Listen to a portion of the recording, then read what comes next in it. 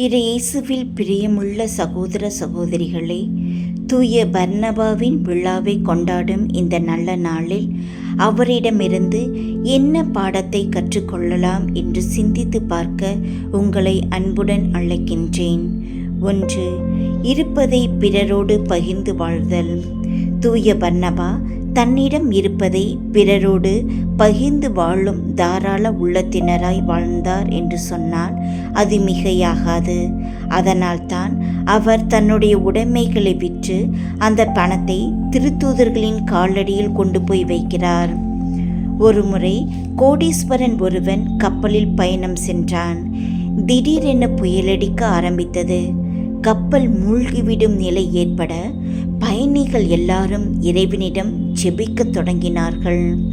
இந்த கோடீஸ்வரன் சிறிது நேரம் எதுவும் செய்யாது அமைதியாகத்தான் இருந்தான். ஆனால் புயலின் வேகம் அதிகரித்து கொண்டே சென்றதை பார்த்து இறந்து விடுவோமா என்ற பயம் அவனை தொற்றிக்கொண்டது. உடனே அவனும், இறைவா, எங்களை காப்பாற்று, நீர் மட்டும் என்னை காப்பாற்றி கரை சேர்த்து விட்டால் என் விலை உயர்ந்த மாளிகையை விற்று அந்த பணத்தை எல்லாம் ஏழைகளுக்கு தர்மம் செய்து விடுகிறேன் என்று உரக்க சொன்னான். அது எல்லார் காதிலும் விழுந்தது. சற்று நேரத்தில் புயல் ஓய்ந்தது. எல்லாருக்கும் எல்லையில்லாத மகிழ்ச்சி. இவனுக்கு மட்டும் கவலையாகிவிட்டது. அடடா, அவசரப்பட்டு விட்டோமே, கொஞ்சம் பொறுத்திருந்தால் எப்படியும் புயல் அமைதியாகி இருக்கும்.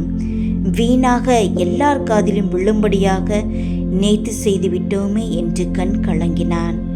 வேறு வழியின்றி அவன் தன் மாளிகையை விற்பது என்று முடிவுக்கு வந்தான்.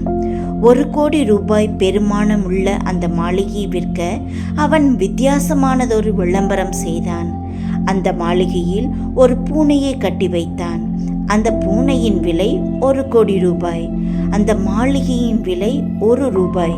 ஆனால் இரண்டையும் சேர்த்துத்தான் வாங்க வேண்டும். இது நிபந்தனை. ஏன் இந்த பைத்தியக்காரத்தனம் என்று யாரும் கேட்கவில்லை. 1 கோடியே 1 ரூபாய்க்கு 1 மாளிகையும் 1 பூனையும் கிடைக்கிறது என்று சொல்லி ஊரில் இருந்த ஒருவன் அவற்றை விலை கொடுத்து வாங்கி கொண்டான். அதன் பிறகு அந்த கோடீஸ்வரன் பூனையின் விலையான 1 கோடி ரூபாயை தன் பாக்கெட்டுக்குள் போட்டுக்கொண்டு மாளிகையின் விலையான 1 ரூபாயை வேண்டுதலின்படி ஏழைகளுக்கு தர்மம் செய்தான். இந்த கோடீஸ்வரனை போன்றுதான் நிறைய பேர் தங்களிடம் இருப்பதை யாருக்கும் கொடுக்கக்கூடாது என்ற மனநிலையில் வாழ்ந்து வருகிறோம். இத்தகைய மனநிலை நம்மிடத்திலிருந்து மாற வேண்டும். 2. பிறர் வளர்ச்சியில் மகிழ்தல்.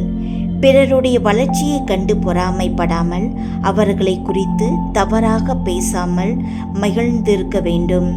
நம்மோடு வாழக்கூடிய ஒருவர் பணத்திலும் பதவியிலும் உயர்கிற போது நாம் தூய பர்னபாவை போன்று அவரை கண்டு மகிழ்கிறோமா அல்லது பொறாமைப்படுகிறோமா என்பது சிந்தனைக்கு உட்படுத்தி பார்ப்போம். 3. நற்செய்தி அறிவிப்பில் ஆர்வம். தூய பர்னபா ஆர்வம் மிக்க நற்செய்தி பணியாளராக இருந்து செயல்பட்டார் என்று சொன்னால் அது மிகையாகாது. அவர் தூய பவுலோடு இருந்தபோதும் சரி, தனியாக இருந்தபோதும் சரி, நற்செய்தியை எல்லா மக்களுக்கும் எடுத்துரைப்பதில் ஆர்வம் கொண்டிருந்தார். ஆகவே தூய பர்னபாவின் விழாவை கொண்டாடும் இந்த நாளில் நாமும் அவரை போன்று இருப்பதை பிறரோடு பகிர்ந்து வாழ்வோம். பிறரின் வளர்ச்சியில் மகிழ்ச்சி காண்போம். ஆர்வமுள்ள நற்செய்தி பணியாளராய் வாழ்வோம். அதன் வழியாக இறையருள் நிறைவாய் பெறுவோம். நாம ஜெபமாக, எல்லா புகழும் மாட்சிமையும் இறைவனுக்கு என்று சொல்வோம். இந்த நாள் இனிய நாளாக அமைய இறைவனை பிரார்த்திக்கிறேன்.